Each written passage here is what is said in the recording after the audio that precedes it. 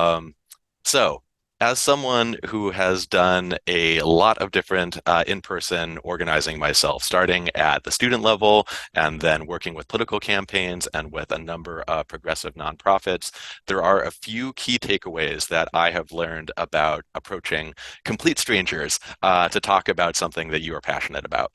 And the examples I'm giving here are especially relevant to doing tabling, but they definitely apply in other circumstances as well.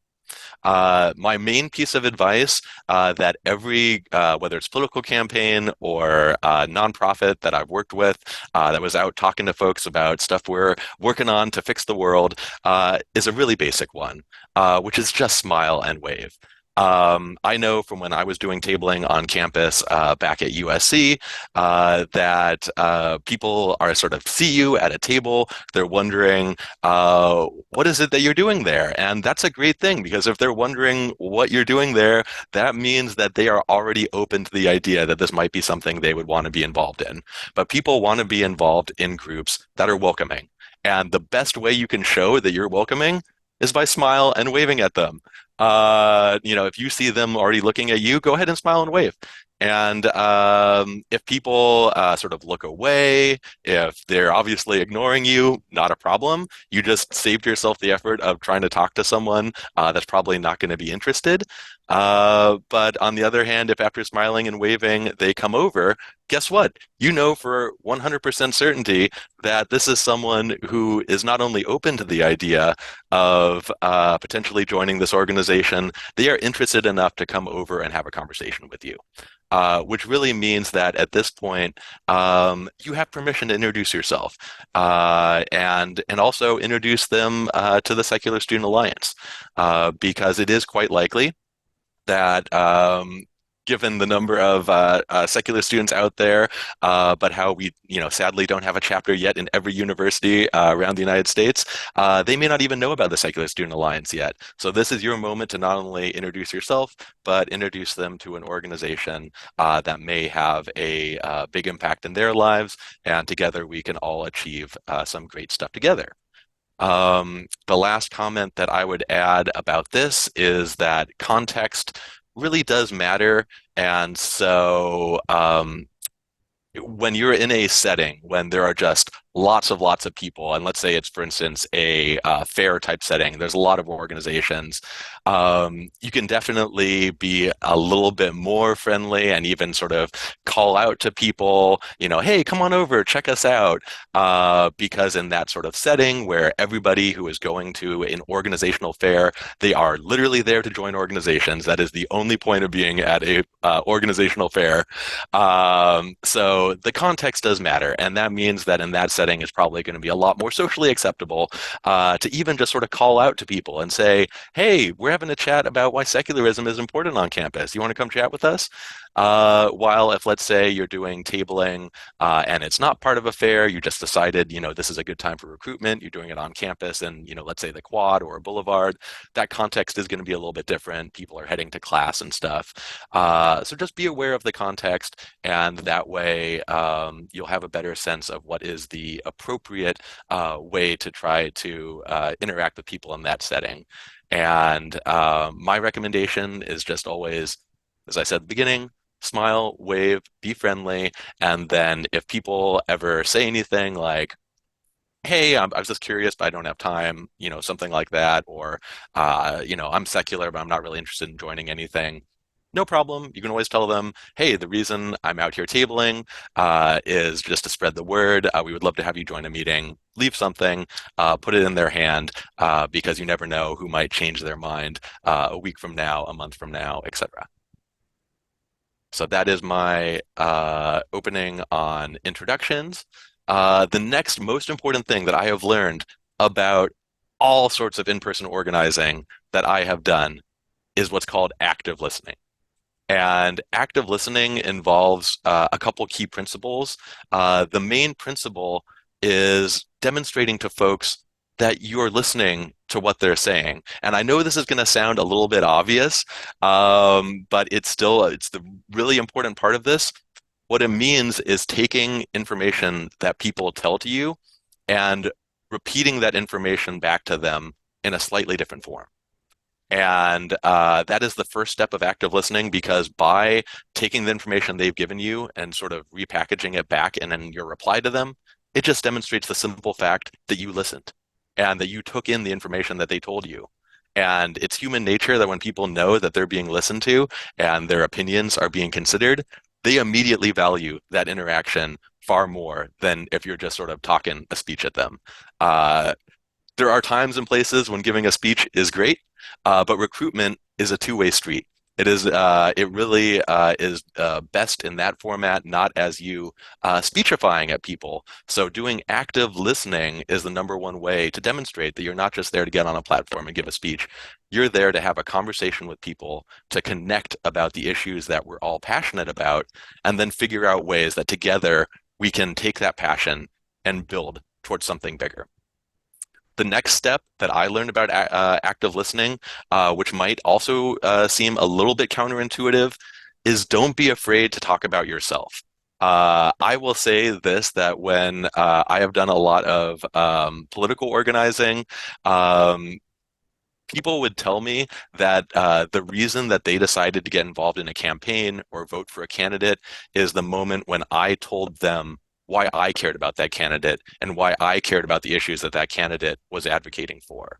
Because as soon as you open up a window into who you are and what you're thinking, it means that all of a sudden you have gone from being a stranger who is there to, maybe tell them about something they're interested in, but you're still a stranger at that point. But all of a sudden, when you open up and say, well, hey, the reason I got involved in the Secular Student Alliance is I've always been passionate about secularism and the separation of church and state, but yet I realize that our university doesn't currently have any organization to represent secular students and secular values. And especially in our political climate, with some, Christian nationalists advancing a really radical agenda, I think that now is the moment that we need to be organizing to protect separation of church and state. You have just given that person not only a solid pitch for why it is really important for America to be doing this work, you have also provided them a window into who you are. You just went from being a stranger to being a three-dimensional human being with thoughts and feelings and things that you care about. So don't be afraid to let them know. Obviously, only share things that you feel comfortable sharing, but don't be afraid to open up and tell them a little bit about yourself. And then the last thing I would say about active listening is compare your experience with theirs. At the end of the day, we are only going to be able to achieve really great things here at the Secular Student Alliance when we work together. And by comparing your experience with theirs, what you are doing sort of psychologically is you are establishing a level playing field where you're both on the field and you're both working together for the same goal, which is the truth. This is, of course, what the key part of what we are doing here in organizing is finding those people that are on our team that care about those same values that we care about, and then finding ways, times and places, things we can do together to try and make America and our college campuses, our state, a better place for all human beings to be able to be their diverse selves in. And so by saying, well, I hear you. The reason you want to get involved is you're really scared of this crazy candidate that's running for office. I agree with you. Part of why I got involved is actually, back in 2016, I thought that Donald Trump wasn't even going to have a chance of being elected. And then he went and won the election. And now we've got, sort of Trumpist figures are running for local office around us. If that person just expressed that they're concerned about a Trump person that's running for, Senate or what have you in your state, and you compare how that scares them and you were scared by the election of Donald Trump, well, all of a sudden you are in this boat together. And psychologically, that just means that now you have established a context where the two of you are going to be working together to achieve really good things. Because that is the goal of the work that we do. And the other thing, I mentioned this earlier in the context of what if somebody comes by you doing tabling and they're interested, but they're in a rush, they're not certain they're ready to join. I said always make sure and just leave them with something so that they know about the fact that you have a Discord. I mean, ideally, you want people to take the time to sign up and be members, or at least sign up and indicate that they're interested and they're ready to receive emails about our next meeting. But if they don't have time to do that right now, leave something in their hands. I definitely recommend taking the time to print something out, maybe have it on your table that has a Discord for your group, or perhaps you don't use Discord, perhaps you use GroupMe or WhatsApp, something like that. Have that information there on the table so that not only can you go ahead and say, hey, you like this sticker that's part of why you walked over? Of course, go ahead and have a sticker. You could take a flyer about the SSA. Also, look right here. I have this printed out on the table. This is our Discord channel. We would love if you would join the Discord channel, and we'll be discussing not only when our next meeting is going to be, but we'll be chatting about issues that we're concerned about or things we want to do in regards to secularism here in our local community. We would love for you to be able to take part in that dialogue. And so by making sure that you are leaving something, a physical flyer, a Discord, hopefully both, leaving that in their hands is going to mean that you have a greater chance that down the road, this busy person does come back around and end up getting involved with the group. So next step after that, get their contact info. So this is obviously for those people that don't just say, "Hey, I'm interested, but I'm in a rush." If someone is there and they are giving all the signs that they are a potential new member, they're expressing excitement about the fact that you're organizing the Secular Student Alliance, or let's say it's a pre-existing chapter, that you're the involved in the leadership of the chapter at your university. If they're saying, "Hey, this is cool. I had never heard of this group before," if they're saying, "Yeah, this is the sort of thing I would love to be involved in," the natural next thing to do is to put the sign up sheet in their hand. And if they're saying like, I would love to be a part of this," well, here, all you got to do is put down your name right here, put down your email. You'll get information about when our next meeting is. Ideally, get that phone number too. I definitely saw this happen in my own organizing experience. People show lots of passion when you first meet them, but sometimes people don't necessarily check their email. Or when they are checking their email, they're looking for one specific email, and they might have forgotten that you were going to email them about a meeting date. All of a sudden, if they haven't responded to an email outreach, you send a text message to them. "Hey, I'm sorry, I forgot to answer your last email. Yes, I will be attending your next meeting." That is the value of getting those phone numbers too, when people are comfortable sharing that. And on the other hand, if folks are saying they're interested, but they're still a little bit hesitant, they're not certain that they want to join something, they're not certain that they'll have time, tell them, hey, no worries, you can just sign up on the I'm interested sheet.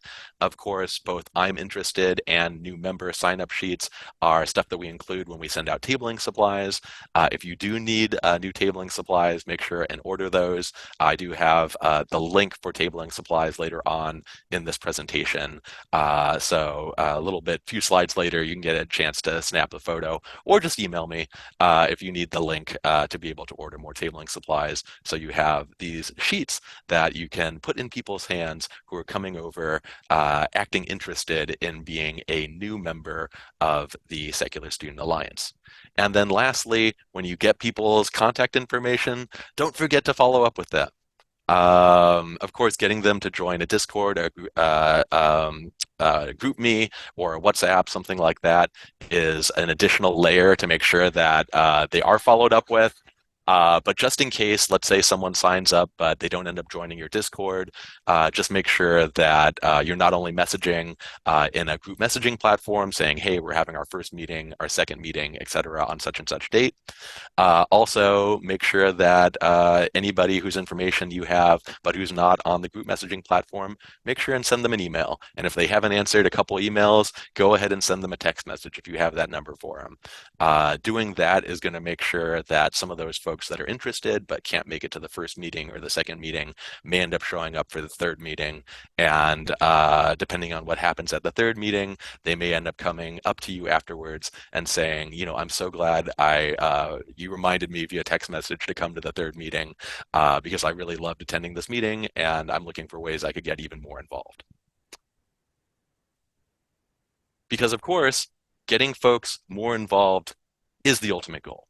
If we are going to achieve big things and change America so that the rights that are enshrined in the Constitution are no longer threatened in the way that some radical politicians currently are threatening those rights, if we are going to make sure that minorities have their opinions and rights be respected the way that they should, we need to organize. We need to get everybody on our team together and talking about what's the best way for us to make big changes.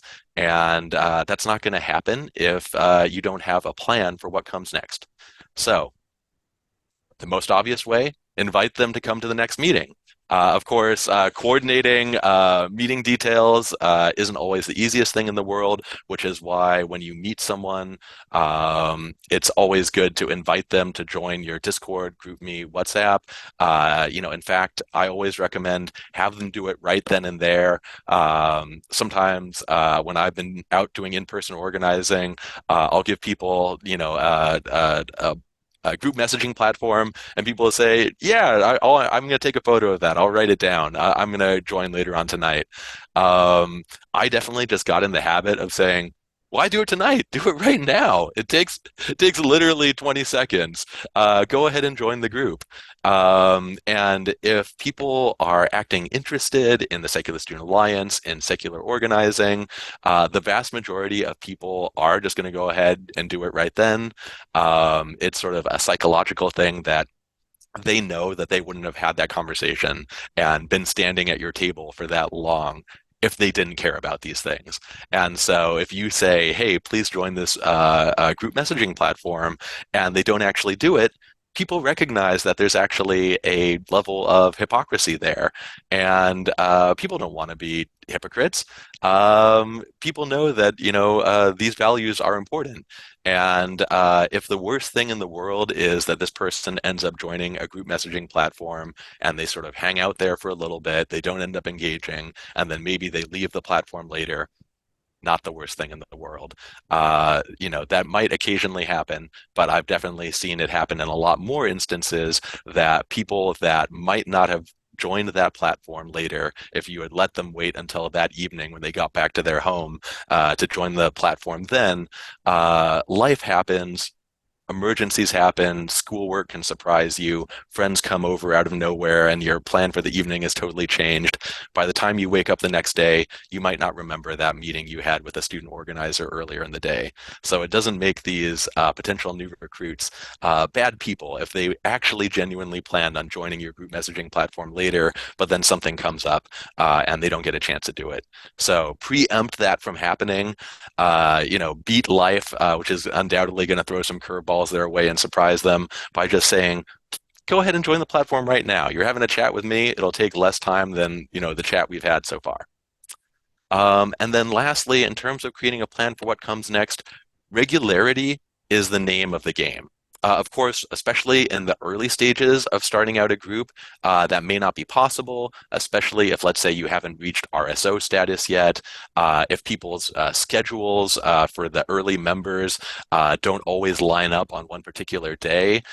Perhaps at that point, regularity in terms of meetings should be something that you strive for as a long-term goal. And in the meantime, you can coordinate meeting dates by using those group messaging platforms. But keep that in the back of your mind as a leader, that especially once you hit RSO status, once you have enough new members have joined, that you can have a minimum of, let's say, 3-4 people who are able to attend a meeting on every second Tuesday of the month, or the second and third Tuesday of the month, what have you. Once you can start creating that schedule, it is going to increase your attendance, and it's also going to increase engagement. Human beings are creatures of And so by establishing habits and regularity as early as possible, it just makes it that much easier for people to be able to know when to show up without needing to be reminded, and having them show up regularly, engaging with the other students in your group, talking with you about plans that the group is developing for things you want to achieve. Having them be there regularly for that is going to be an essential part of taking them from being just a new recruit to all of a sudden becoming someone who potentially might become a new officer of the group. Because that ultimately really is the goal that we are going for, getting people more involved. If you are a group that is already entirely full of officers, you've already got a secretary, a treasurer, a social media officer, a president, vice president, maybe even you've got some other ones, someone who sort of acts as a liaison to the school administration. Amazing. You are doing great. Uh, in my experience, the vast majority of SSA chapters have at least one officer position that they could still fill out. And so there's no reason not to be striving for bringing more officers onto your team. Because the best SSA groups, the ones that really last in the long term and which achieve really big things, are those where it isn't just one person running the group, it's a team effort. I mean, one example that I like to give, I studied film and was a student activist as a hobby when I was in college myself. And then over time, I only realized that actually my hobby is better fit for my professional career. Um, you can't make a movie that is going to end up winning the Academy Awards with a team of one person. You might make a nice little movie with a team of one person that a couple people will see and enjoy, but if you really want to achieve big things, you need to get other people on board. So the key way of judging this is, has a new recruit attended more than one meeting? Are they very active on group messaging platforms? Have they expressed enthusiasm for plans or for activities that you've already done so far? If people check off one or more of those boxes, that is a great sign that this is someone that you should reach out to and say, I always recommend in person if possible, after the end of a meeting, sort of look for a good moment to sort of pull them aside, or maybe even at the beginning of the meeting, say, hey, I want to have a quick chat with you at the end. And then that way, it's just a quick 2, 3 minute conversation.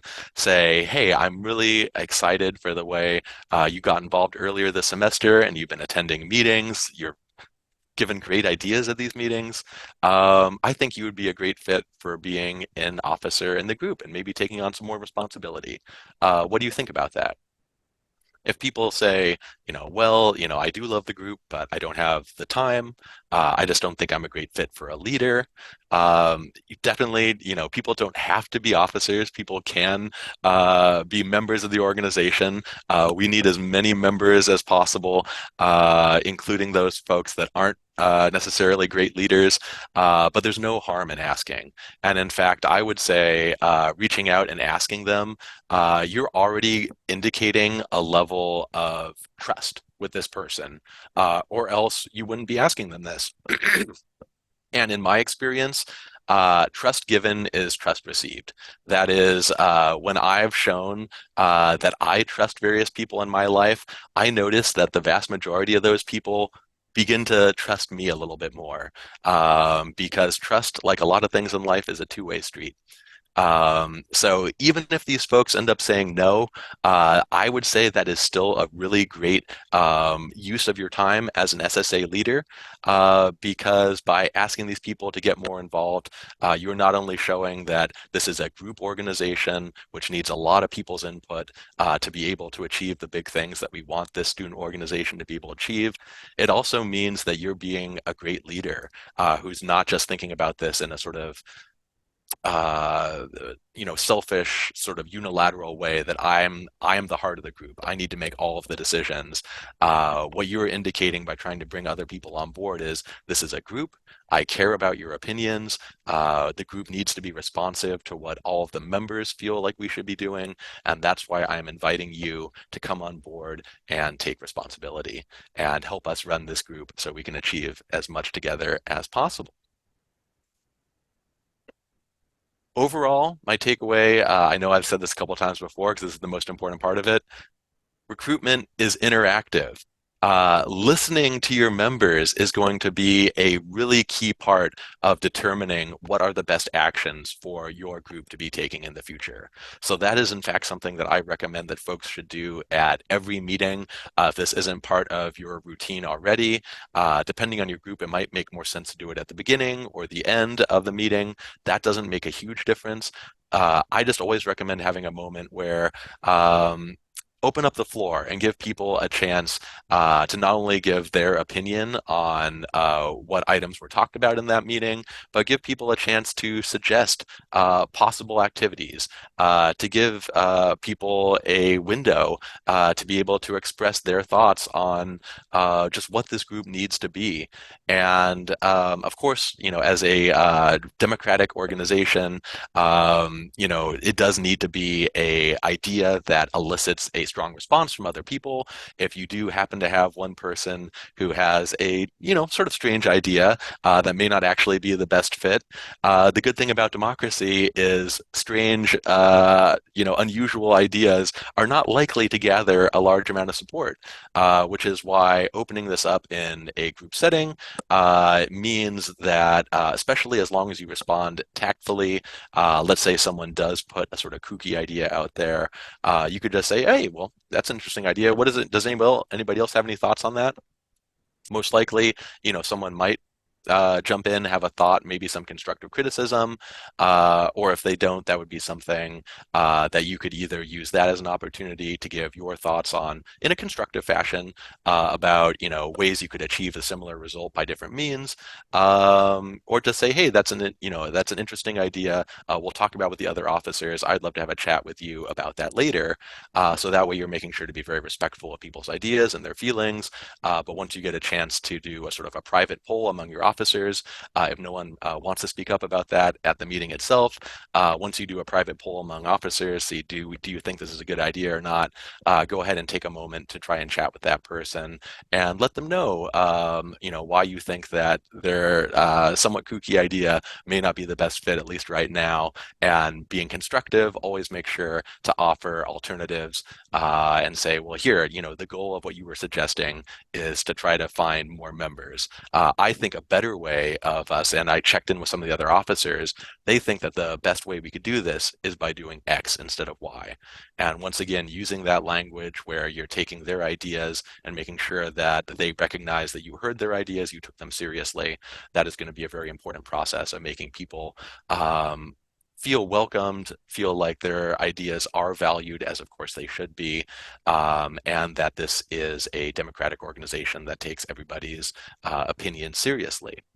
The next recommendation I give for recruitment is always get the most enthusiastic members involved in planning next steps. If people do show enthusiasm for a particular idea, that means they are likely a good fit for getting them involved in that. Depending on what that project is, there may be different, steps that they could help out on, something like social media. But also, if people are just being very consistent that they're involved on the group messaging platform, they're showing excitement in meetings, they're offering ideas, then that's also, of course, just a good recommendation for them as an officer that could help support by saying, hey, we don't have a social media officer right now. What would be really great is if we have somebody who could post to our Instagram, who could remember to do a post to our group messaging platform. And that way, you're not only giving this person responsibility, you are also taking one less item off the plate of you and the other officers that you have to do yourselves. since, of course, we all have pretty busy lives. Most of us are passionate about at least a couple other things in addition to secularism.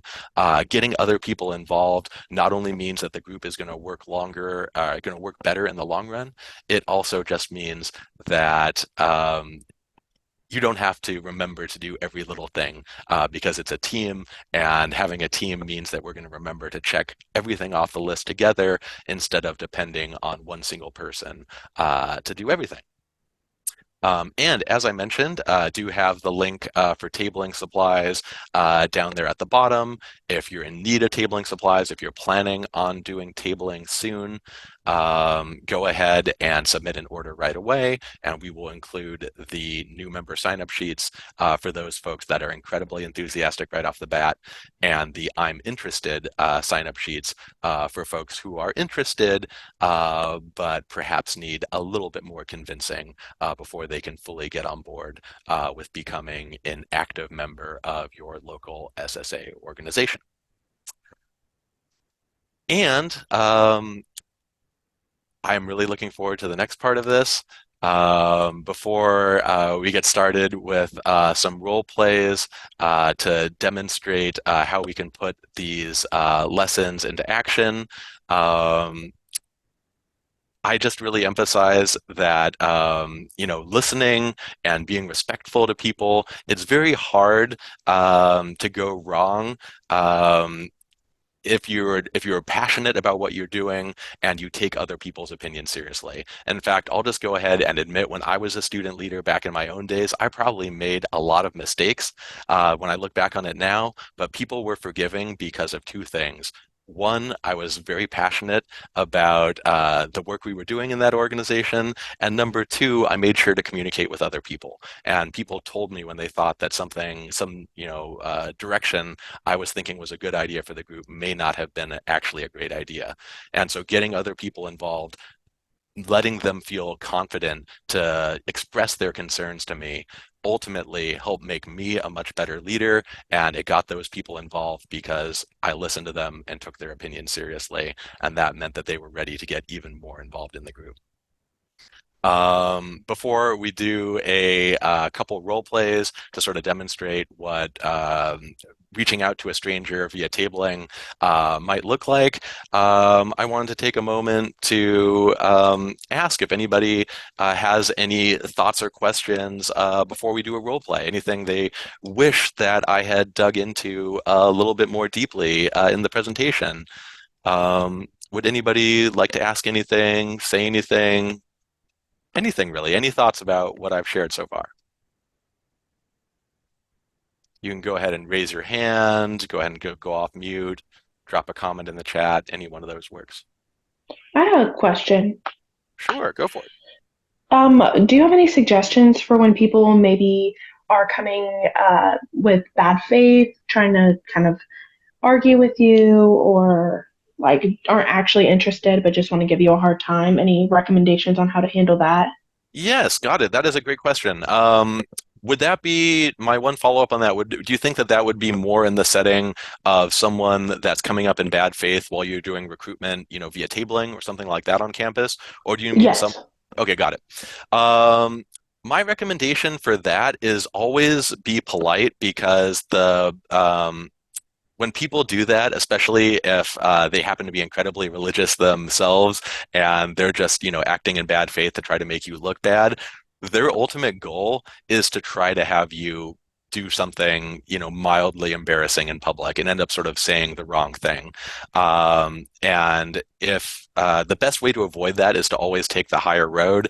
So, for instance, when I was running a student group in college myself, if people were trying to ask me deliberately tough questions that there's no way I could know the answer to off the top of my head, I would always just say, well, hey, I'm the student leader here of this group on campus, but I can't know the answer to everything. I would encourage you to go to our website and check it out. There's contact information on our website. You could reach someone at our national organization who could probably answer these questions a lot better than I can. So that way, if somebody's trying to sort of corner you with a gotcha question, you can avoid that by saying, hey, this is what we have a website for. As a student leader, I can only know so much, but I can definitely give you the URL for our website. There's contact information there. You can find someone who's going to be better able to answer that question.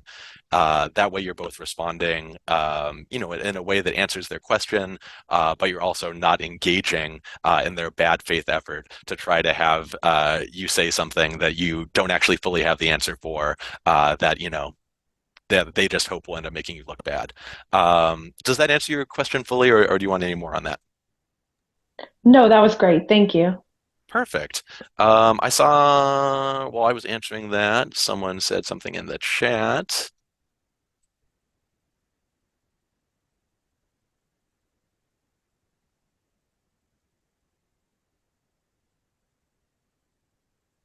Gabe was from ONU was asking about Discord server and sort of passive exposure.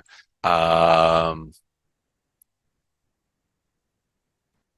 Yeah, I mean, I think in that situation, I always, trust that if somebody is engaging, that means that their interest is genuine. I like to assume the best about people. So if someone's engaging, I assume that they're engaging for genuine reasons, until they prove otherwise.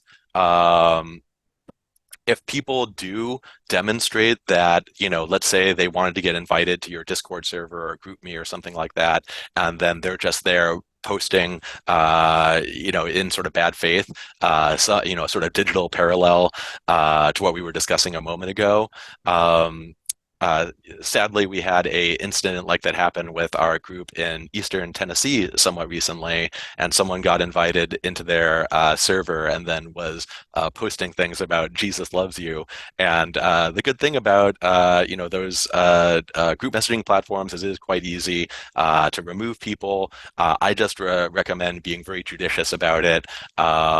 Make sure not to sort of do that too preemptively, because it also is always possible that there's someone secular on there who might be making a joke, might be making a bad joke. That doesn't make them a bad person, or necessarily that they're acting in bad faith. But once you can see for sure, oh yeah, this person is definitely just here to cause trouble. They're totally acting in bad faith. There is no reason not to kick that person sort of off of the server once you're 100% clear that they're just there as a troublemaker, because that's their goal, is just to disrupt the group. So let's not allow them to do that. Um, did that fully answer what you were asking about, Gabe, or did you want to dig into that a little bit more? I was just sharing that that was part of our social media strategy that wasn't, I think, totally mentioned by everything else you had said, and I think it's a good thing, I I agree. for what it's worth. Yeah. Yeah, exactly. Get as many people in there as possible, and even if people aren't, fully engaging, people will always have a chance to do that a little bit later. And have it be as big a group as possible. I think the only standard, which is a very important one for sort of kicking someone off of the server, is if they're either A, clearly acting in bad faith, or B, they're spouting language which is racist, transphobic, misogynistic, or just generally unsettling. If people are behaving in that way, there is no reason to have them be part of the group because they're disrupting it. But other than that, welcome as many people into the group chat as possible is my recommendation. Anything else anyone wants to dig into before we do a couple quick role plays to sort of give you an example of what it would look like to do some recruiting of strangers if you haven't had a chance to do that yourself yet? I have a question. Go for it, Aubrey. So the SSA at my school kind of has a bad rep because of the previous officers. How can I help raise like a good reputation this semester? Totally. Great question. I do recommend, I think the best thing you can do in that situation is just, present yourself as well as possible, obviously, in as many different circumstances as possible.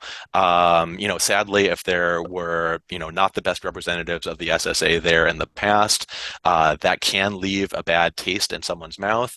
But the way you reverse that is by taking as many opportunities as it's, practical for your group to be able to do, to put yourself out there and show that you are a new group. And also, frankly, just be open with anybody that brings it up. In my experience, when mistakes are made, especially if they're mistakes that aren't even your fault, they were made by, people who were involved in the organization prior to you.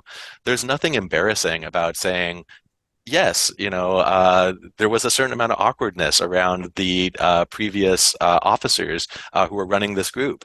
But guess what? We've got new officers. I refounded this organization because having a secular group on campus is really important for X, Y, and Z reasons.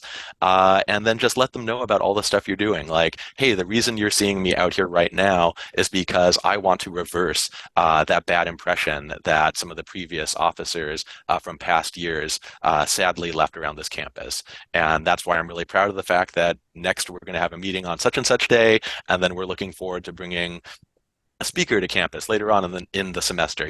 Anything you have like that you can mention that demonstrates your group is active and that you're really trying to put yourselves out there.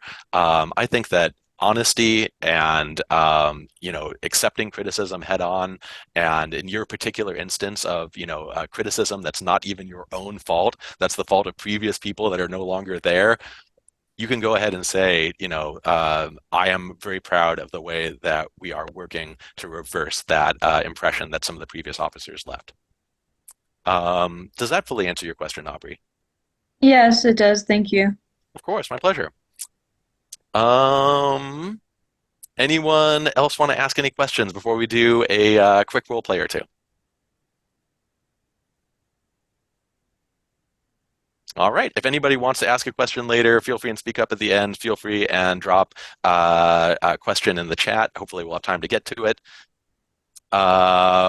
But I went ahead and contacted two of the folks who are here in this meeting about serving as participants in the role play to help demonstrate what it's like to try and talk with a complete stranger. And I told them very deliberately, let's not have a predetermined result at the end. You just play a secular student for this first interaction, and I'll be an organizer, and then we'll switch roles for one other one, and I'll play the role of a secular student who's potentially interested in joining the organization, and we'll have another one of our fabulous student leaders here play the role of someone who is trying to recruit me. Sierra and Zach, do either of you have a preference about either playing the recruit versus playing the organizer? I see Sierra shaking her head. Yeah, I could start with being a student. Sounds That's good. Yeah, works for me, Zach.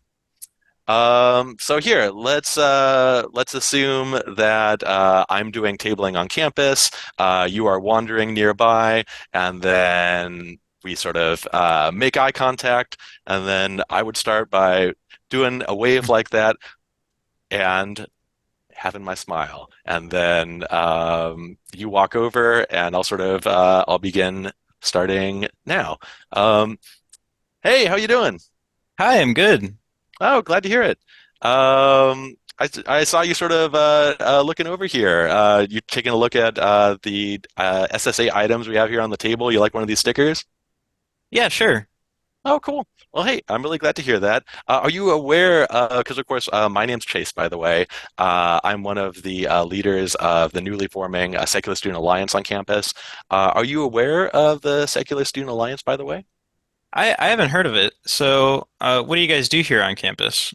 Great question. So the Secular Student Alliance is the largest collection of atheist, agnostic, and secular humanist students here in the United States.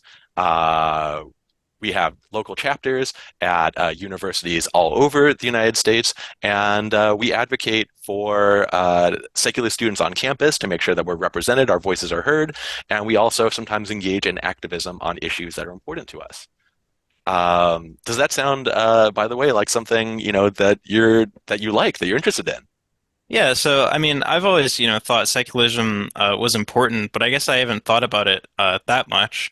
So I was kind of wondering, like, like what's the like big point, right? Because, like, aren't church and state already separated? Well, yes, you are 100% correct. And the SSA, we are all about protecting the rights that are enshrined in the Constitution, because that separation of church and state, as you say, has been really important to having America be able to achieve all the things it has achieved so far. The danger is that if you look at the news, these rights are under threat. Sadly, in states like Florida, the rights of our LGBTQ brothers and sisters and our non-binary friends, those rights are under attack in states like Florida. And back on January 6th, shortly before the new president took office, we had Christian nationalists attack the Capitol. And they want to impose their version of Christianity on everyone else. So you're right that separation of church and state is enshrined in law, but when those rights are under attack, it's really important that we organize to defend it. Yeah, so I mean that seems like pretty important. I think I'd want to help with that. So like what kind of events do you host here on campus then? Great question. So we have regular meetings. We also do engage in other events throughout the year. For instance, we've got Secular Spring Break is something that's going to be coming up this March. Some of the students in the group are considering going out to that, where we're going to go to Florida and help folks recover from environmental, disasters that have unfortunately been affecting Florida recently. So that's one example of the activism that we engage in. But as I said, for you as someone who's a secular and already interested in the organization, I'd recommend you start by joining meetings so you can learn more about us. Everything I have here on the table, by the way, is something you can totally feel free to take. Any of these flyers, stickers, etc. Take as many as you like. And since you're interested, I would like you to sign up and go ahead and be a member. Would you be open to signing up as a member? Yeah, sure. How do I join? Cool. Well, here, I've got a new member sheet right here. Just go ahead and put down your name and your phone number. You'll get updates by email for our next meeting. And once you come out to the meeting, you'll get a chance to learn a little bit more about both what we've been doing recently, get to know some of the other folks. And we would love to hear your thoughts about, other things the group could be doing to be able to have an even bigger impact. How does All that right. sound? Sounds great. I'll Perfect. make sure to come to the next meeting. Awesome. Well, very nice to meet you. I'm sorry. I don't think I actually I asked your name. I told you my name's Chase. What is your name, by the way? I'm Zach. Perfect. Really nice to meet you, Zach. Go ahead and sign up here. Nice to meet you too. Perfect. So yes, I would say that's an example of how to talk to someone. Zach, is clearly very passionate about secularism and was really open to it, which is why I was just looking for the first moment possible to try to invite him to become a member because I heard him say those magical words. This sounds like something really cool to me. Whenever someone is saying something like that, I definitely recommend go ahead and ask them to be a member. If they're a little bit more evasive, they're like, oh, I'm interested, but they're not quite saying, I love this quite yet. My instinct would be to say, well, hey, I'm really glad, also make sure and ask the person's name a little bit earlier in the conversation. I should have done that earlier. That's my bad on that one. But other than that, I would say if Zach had been interested but a little bit more evasive in his answer, I would have said, "Well, here, I'm really glad you came over and had a chat with me. Why don't you sign up on the I'm interested sheet here? You don't have to be a member right away, but we'd love to have you come out for a first meeting so you can learn more." Does anyone have any sort of follow-ups on that or any ideas about how that might play differently at your school, for instance, before we move on to a second role play?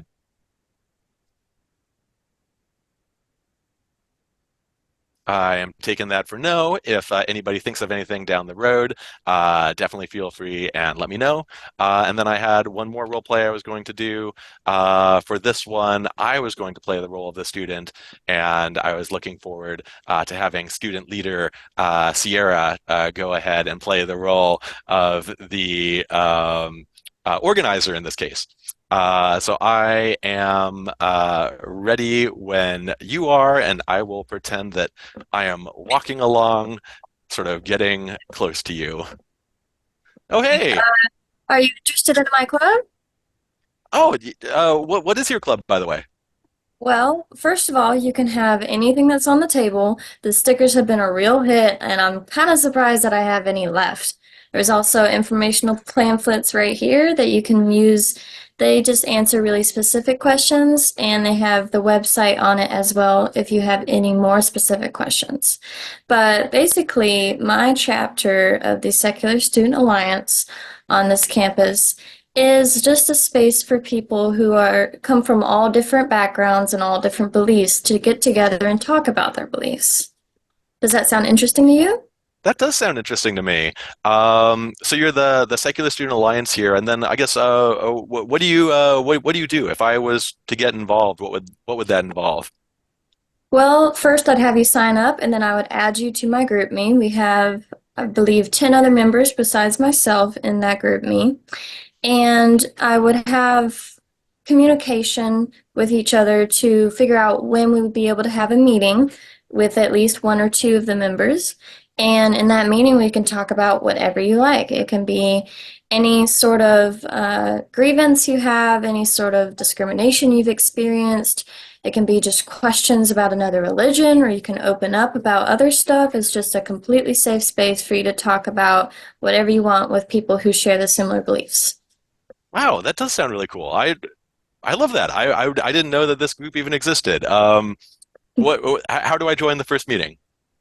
Okay, well, you go ahead and write down your information, your name, your phone number if you're comfortable with that, and I'll add your phone number to the GroupMe, and then you can text your availability in the GroupMe for this week, and we'll see if we can fit a meeting in this week, and you'll be there.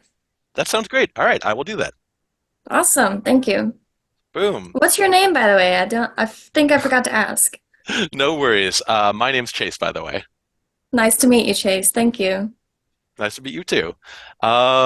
Beautiful. I just really love like the sort of openness and like friendliness. Like that is 100%. I think one of the things I sort of emphasized earlier, be welcoming in your personality. Nailed that, Sierra. So I immediately felt like I had just met a new friend, which is what you should be going for. I know this meeting has just gone a little bit over an hour. I don't want to make anyone have to stay longer than possible. I was going to invite people to do a role play with me if they wanted to, but also I don't want to make this meeting go on too long. So I was going to recommend instead, if anybody wants to get on a virtual call with me, either later this week or next week, for instance, I would be happy to do some role plays one-on-one with anyone who is interested, so that way this meeting doesn't go on too long. But that's it. Thank you everyone for coming out to the meeting. Everyone here has my email, right? It is ssaeast@secularstudents.org. As I said, if you are hoping for a chance to do a role play with me, please contact me. I would love to be able to schedule a time to be able to do that. But thank you everyone for joining. And also, if you have questions, you don't need to do a virtual meeting with me. You can email me, text me, call me. I can go over any of this. All right. Thank you, everyone. Have a great rest of your day.